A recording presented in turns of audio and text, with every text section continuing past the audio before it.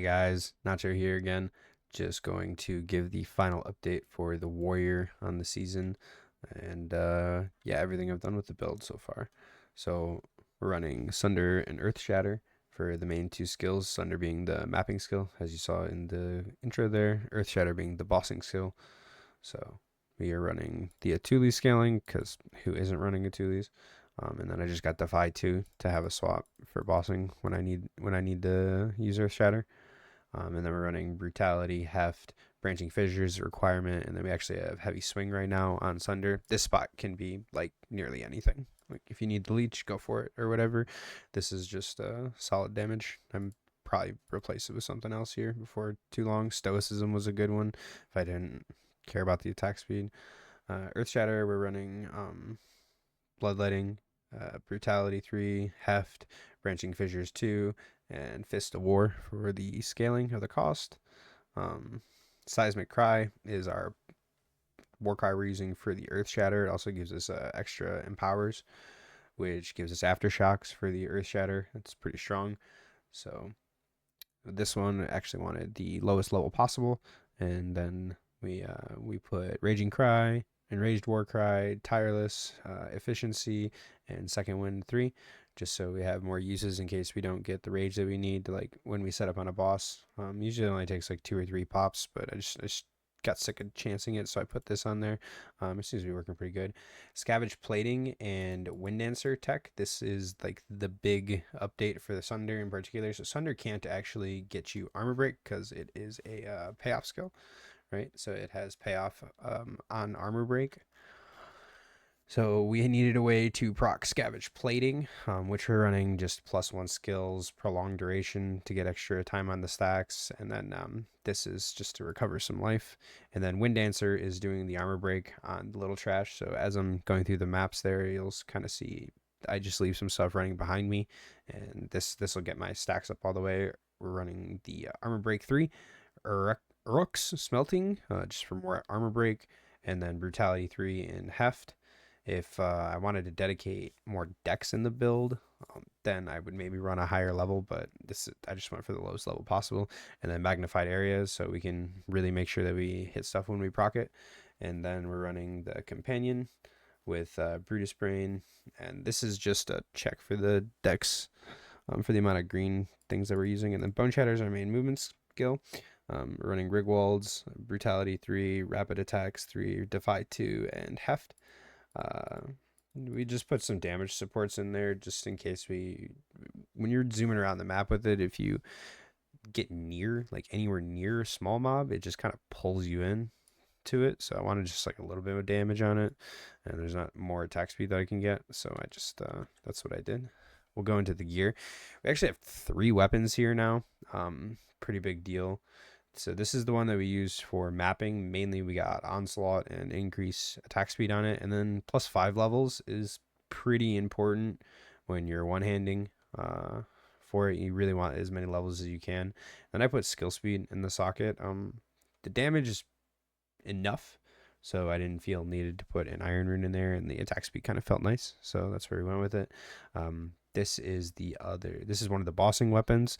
So we got Life Leech. We don't need Onslaught here. So we tried to Sanctify for +5 skills, didn't get it. We overrolled the percent, which is cool, I guess. And then we got Life Leech and a good attack speed roll. So this is the other one. So the break armor is required on one of your bossing weapons. It really helps with getting you the last support gem on your Earthshatter, which is going to be Fist of War probably. The cost is pretty tough otherwise, so you'll probably just run Heft and Brutality. I mean, you can swap. It's pretty comparable, like 73k, 72k. Like it's really close. This is just a cost multiplier, so if you can run gems that just give more damage without increasing the cost, it's pretty efficient. Because you scale the Atulis or Adaluis, but you want to get other good supports in those. Like Brutality and Heft are just really good value because they double dip on that. They get cost multiplier, and then they also give you more damage, right? So those are the kind of gems we're really looking for, but there's not a whole lot of other ones. We have things like Close Combat, which is decent with Earthshatter, but yeah, that's just kind of how it is.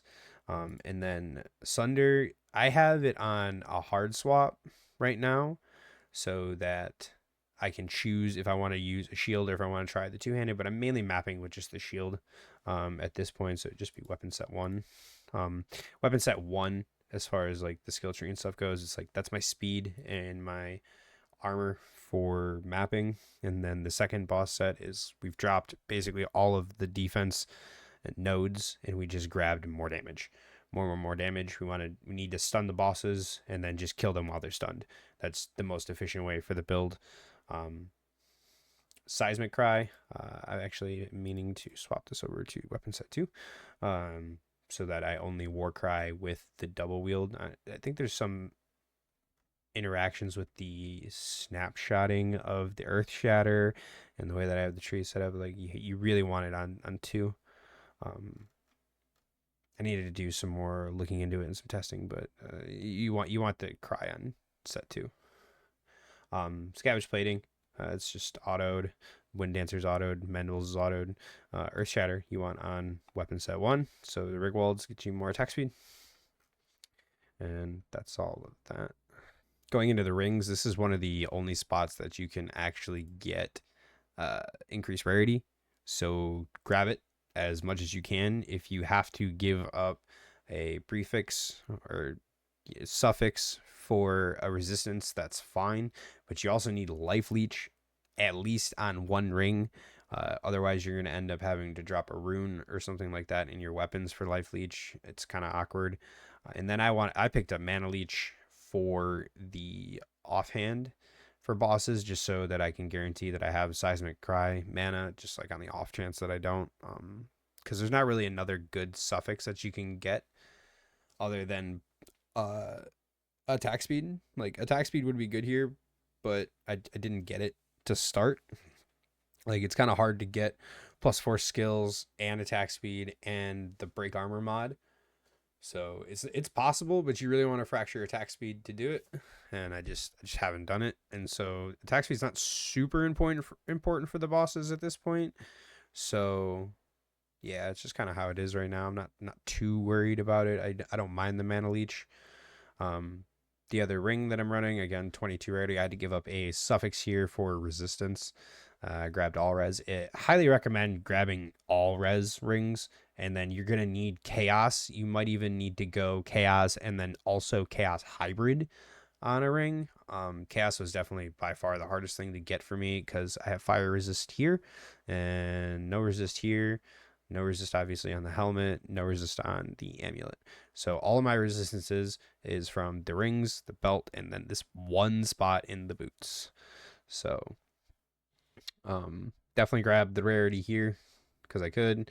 There's not another prefix that's super good. You can go with evasion stacking, but we just went with for rarity because, again, one of the only spots that we can get it. +3 skills, double life, spirit. Those are the requirements for the amulet. You can run anything else on the amulet if you want to give up strength or dex. Really, all attributes would be ideal here. I just didn't manage to get one. There's not one for sale in a reasonable price. Crafting one's kind of a nightmare. So yeah, acceleration is just a value annoying. It's just 10% skill speed and 3% movement speed. It's just general good value. You can literally put anything you want.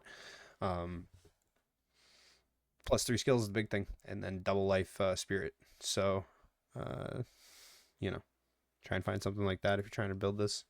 This is the charm support for Rite of Passage. This is all you need.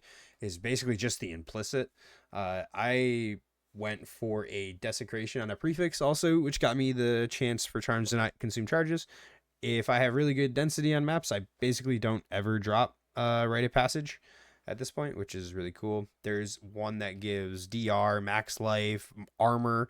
I think it's the Ox one, which is also pretty good. I'm running the Wolf. This gives me skill speed, move speed. Yeah, I forget what else it does. It just gives me some skill speed and some move speed. So this is kind of where I went with that. And then I got the Fall of the Axe for some onslaught. But I mean, I have onslaught from the weapon, so it's like, it just kind of gives me a little bit more. And then the Frozen Charm, I feel like, is still required for melee. And then in the glove slot, we went with the attack speed stack here. I would heavily consider swapping to more of a life glove at this point. Um, I just need to redo the craft, try and go for 3 sockets, which is fine. I'll definitely try and do that. If I make the craft, then I can sell these ones, and it's kind of an easy trade, you know. But I could trade for the armor because I'm not running leather-bound gauntlets anymore. So I could trade the armor for max life, and it would probably be more efficient. And then at some point, the chest becomes more efficient to run life. I don't know when, and I'm really comfortable at mapping right now. And at this point in the game, I don't think we can stack enough life to mitigate significant max phys hits. So right now, it's just go over the top of bosses, stun them as fast as you can. As you'll see in the skill tree, I have a lot of stun support for the boss setup. Now, as soon as most bosses have like a 5 or 10 second setup time where they're just like doing an animation or whatever, right? So in that time, we're setting up Earthshatters, and we're just gonna pop them and stun them as soon as they spawn, right? You might have to dodge 1 attack, stun them, then set up a couple more, and they're dead. At this point, that kills basically everything in the game. Some of the clips in the early were like before I finalized the skill tree. It was just, just some generic clips from bosses and stuff that I killed. So I didn't like really cherry pick a bunch of clips. Just like kind of what I ran this morning, We'll go into the skill tree. So yeah, we start here and get the attack speed on the global tree. We grab some area for the second tree. Mainly if it's armor or defensive, it went on the first tree. And if it's increased damage, it went on the boss tree. And then I split some increased damage on the global tree, and almost all the attack speed is on weapon set 1. This is the only global attack speed. This is weapon set 2. And then we ended up coming up here because I wanted this from nothing. So I could get the 5% life and movement speed here. This could get passed on. It's not like a huge deal. I forget how. Yeah, it's 5% life, right? So if I wanted to put something else here, I could get 3 points, and a jewel. It's kind of like decent, but it's only 50% increased damage, and then 5% movement speed, and the 5% life. So there's a lot of different things that you could replace this with. Getting a Dance with Death jewel, I think, is actually really good because you can just take this cluster here. Really, really happy with that cluster. Yeah, really, there's just like a lot that you could take, right? The Volpact one is decent. Gives you a couple nodes, but I mean, we don't mind the nodes before it, so we're just like, Volpact's not the worst, but it's not the best. If I was gonna grab another one, like another from nothing, yeah, probably just Dance with Death is the only other one that I would consider. So yeah, the weapon set 1, like I was saying, gets all the attack speed. So we gave this attack speed. It got this attack speed over here and the movement speed. It gets this movement speed. I ended up having to drop this movement speed to find space for the bossing setup and everything, and it just ended up not working out, and I had to drop them for weapon set 1. It was that or like a trade like these armor nodes or something like that. It was just a little awkward, so we ended up just losing 9% movement speed is what it is. And then yeah, just increased damage. We have the companion, so we get all of these nodes.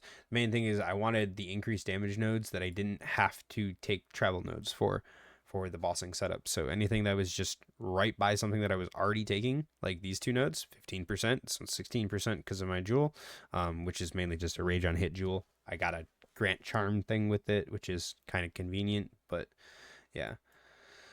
Mainly rage on hit here. That's like the big thing that we care about. So yeah, then we put all the attack speed, these attack speed nodes, weapon set 1, and then This is all weapon set 1, so we have significantly more armor in weapon set 1. This is weapon set 2. This is weapon set 1. So while we're mapping, we have 42k plus scavenge plating stacks, so we're at like 60k or whatever, right? And then bosses, you just can't stack enough to matter anyways, so we're just all in on damage, and that got us a good chunk. So we grabbed this stun buildup in these attack nodes here. This is just a lot of damage, honestly. And then we grabbed these fizz damage nodes and the skill speed node there. And then for weapons set 2, also we grabbed the stun support. The endurance charge doesn't really matter a whole lot. We grabbed the effect of fully broken armor. This was pretty good. Increased damage against armor. Again, increased damage. Stun buildup. This gives us lucky damage. So you'll see a lot of times, like, you'll do 3 million on your setup to stun and armor break and everything like that, and then you'll pop them for like 8 million on the second burst when they're stunned and stuff like that. So this lucky's pretty significant. And then obviously we're running constricting command, so all of the surrounded nodes that make sense here. Armor to Ellie. We didn't have any more weapon set points, so those went to global points, which is fine. Honestly, it's not really a big deal. And then rage, max rage. This is 1% more damage per max rage.